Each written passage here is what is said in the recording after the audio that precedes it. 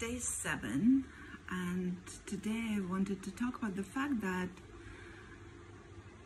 our relationships, everything that we are always struggling with, in fact, we think that we're constantly in relationship with other people. But what I'm finding is that everything that we're going through is our relationship with ourselves. It's an inner world. What we're going through, all the pain, all the suffering, all the back and forth, the drama, it's us in relationship with various parts of who we are. So a lot of what I am talking about, a lot of what I am studying, a lot of what I'm researching and observing in myself and other people has to do with how our conditioning, how the imprint from our childhood has shaped us, and how it's now affecting the way we go through life as grown-ups. And of course, where it comes out very obviously is in relationships, but not only in relationships with people, in relationships with everything else, in relationships with nature, in relationships with money, in relationships with, our career, what we do in the world. And basically what's happening when we're children and we draw conclusions about life, about love, about where we get love, about nurturance, about where we get nurturance, about what we need to do or be to get it. It all is shaped by the relationships we've observed and we've experienced within our families. Whatever our parents were saying, whether it was about, whether nature is a nurturing place or a scary place, is it abundant or is it scarce? Are there animals who are dangerous or are there animals who are wonderful and beautiful and our friends and, our responsibility to protect, etc., etc., etc. What we eat, how we eat, what we prepare, how our parents treat each other, how our parents treat other people, what is said in front of people and behind their back. Everything shapes who we are. And because due to trauma and different mechanisms, coping mechanisms and adaptations, we're rather fractured. So there are different voices within us as we grow without us understanding that, right? We're not even sure. We don't realize that we are fractured and that there are several different parts of who we are. And because of this incoherence, we're often in conflict within. So a lot of what our relationships represent to us are playgrounds where we get to play out all these often subdued and suppressed, unfinished business, those different voices to come out. So for example, I grew up in a world where authority was punishing, where authority was, dangerous, where not behaving according to the rules was, severe survival situation. Because if you don't behave, I was raised in a totalitarian regime. If you don't behave, like, you could be taken away and killed, or, some great harm would come to you. So, and then, I was raised by a father and a mother who were critical and punishing and shaming. So naturally, when I started, when I was growing, and then especially when I grew up, and, the relationships that I've created with life, with my partner, with my children, with friends, with other people, actually reflected my beliefs about the world, my beliefs about people. If you don't please people, then they will criticize you, or they will punish you, or they will somehow, damage you in some way, hurt you in some way. So I would do everything I can to please people in order to make sure that there is no harm that they will be, wanting to do to me. And I catch myself still in these dynamics. I still catch myself in relationship with these shaming voices, with these punishing voices, with these critical voices. It's just until we become aware to these inner processes, we keep on thinking that all of this is coming from outside. So I used to be in conflict with my children because the sense of fear or disempowerment, for example, that I felt when I couldn't control them or couldn't protect them, I didn't, I thought they were causing me those feelings. Instead of what I realized today, it's actually me just coming in contact with my own fear and my own concern and my own sense of inadequacy to make sure that life doesn't, basically to allow life to happen as it's happening. It can cause a lot of fear because we really do feel out of control.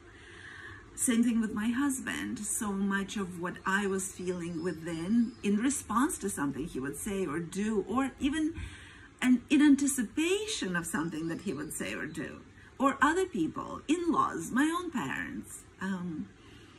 So much of the suffering that we want to retaliate in response to is actually our own inner world. There's almost no one out there. And I know I've said that so many times before, but I think it's such a confusing notion for all of us who are constantly in kind of this conflict of with the outside world, whether in personal relationships or outer relationships or, politics or economic system. Everything that we are fighting, it's always actually the same. All problems kind of stem from the same problem, and it's our relationship with ourselves, and it's also that kind of fractured relationship with ourselves. We don't realize that all the voices that we hear actually belong to us. And ultimately, harmony in relationships would come from coming to harmony and peace within ourselves. And this is not so obvious because a lot of our relationship advice is still very much based on trying to influence other people's behavior,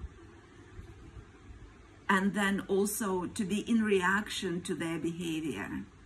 And I feel that that's really misleading and quite in perpetuation of dynamics that are not very helpful for us. Because until we start understanding who we are and start understanding our own feelings, our own reactions, and our own responses, and where it comes from, and how incredibly insidious our conditioning is, and how we take it as truth and the only truth, whereas it's really not the only truth. It's just a belief that was presented to us by this particular culture or this particular family or this particular person or religion or tradition. So when we understand that everything that we're experiencing is our own experience of our own inner world, most of the advice around relationships will just become kind of nonsensical. I mean, yes, we do need to learn how to communicate nonviolently, and we do need to learn how to collaborate and cooperate and work as a team rather than you versus me. But what I'm trying to say, and the way I see all of these issues still so prevalent, because ultimately we're disconnected with who we are and why we feel what we feel, and why are we reacting to this the way we are reacting. Because the fact is that what I may react to negatively, somebody else may not react to negatively, and vice versa. What I am completely okay with, somebody else may not be okay with. And the reason why is because we were raised differently. We come from different cultures and different dynamics and different ways of looking at the world.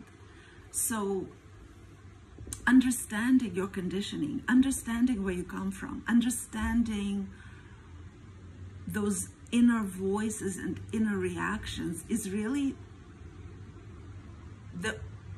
only thing we really need to work on, because once we understand where we come from and start shifting our relationship with our own inner world and our own inner voices, making them more harmonious, our relationships will start shifting themselves in response to the changes that we create within ourselves. So this is what I wanted to share today is, please try to understand that the way I relate with the outside world, with people on the outside, is the way we were raised at childhood. If we saw that people cheat and lie and they're out to get us, this is how you will be co-creating your relationships from that standpoint. And you will be co-creating relationships that will keep on giving proof to that. If you believe that you can rely on yourself and you will know the truth when you'll know it, and just trust yourself, then you don't have to be constantly on the defensive. You can just relax and be here now and build relationships according to what's actually coming up new in each moment. We don't even realize how we're so closed in our inner world. We're not even participating in what's happening now. And this is how I was living, for most of my life, until mid to late 40s, when I started waking up to the fact that I really couldn't go on with the way I've been going on, because I just felt, like I was going to die. And it's taken me practically, almost 10 years to get to the point where I am today, and I'm nowhere near being done, because I think this is a kind of journey that we're here for long term. All of our life is actually dedicated to understanding who we are and coming to that inner harmony. And so when we understand that nobody's out to get us, and that nobody's an enemy, and that all these dynamics are actually within us, and try to come to harmony with the inner voices, the critical and the friendly ones, all of them, then our relationships will become a completely different playground, much more harmonious. The more in harmony we are within ourselves, the more harmonious our relationships will be with other people. So this is what I wanted to share today. See you tomorrow.